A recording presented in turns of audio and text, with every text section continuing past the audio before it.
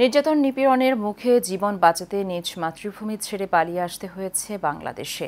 7 বছর নিজ জন্মভূমি ছেড়ে বাংলাদেশে ঈদ করতে হচ্ছে রোহিঙ্গাদের। পবিত্র ঈদুল আজহা কেমন পালন করেছে তারা, এ নিয়ে বিস্তারিত জানাচ্ছেন মোহাম্মদ শরীফুল ইসলাম। চোখের জল আর আর্তনাদের মধ্য দিয়ে কেটেছে রোহিঙ্গাদের আরও একটি ঈদ। কুরবানির ঈদে কুরবানি তো দূরের কথা, একবেলা গরুর মাংস খাওয়াতে পারেনি তাদের পরিবারকে। বাংলাদেশে এমন অনেক না পাওয়ার কষ্ট আর আক্ষেপের কথা জানালেন তারা। হয়ে খেয়ে 20 গ্রাম ভাই খেয়ে 30 গ্রাম ভাই খেয়ে আজের ভাই খেয়ে 3 ভাই তা আলহামদুলিল্লাহ বেশি যাবে এটা আর গরিব করব গই আর সুকর পানি ললি আর আর ঈদ কাটার। তাদের দাবি জাতিসংঘের নিরাপত্তার মধ্য দিয়ে নিজ দেশে ফিরে যাওয়ার।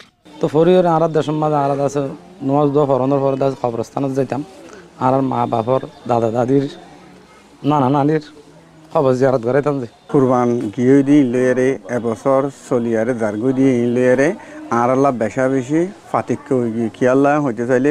প্রধান উপদেষ্টা ডক্টর মোহাম্মদ ইউনূসের দিকে তাকিয়ে রোহিঙ্গারা আশা আগামী বছর ঈদ উদযাপন করবেন নিজ দেশে। Shariful Islam, Asian television.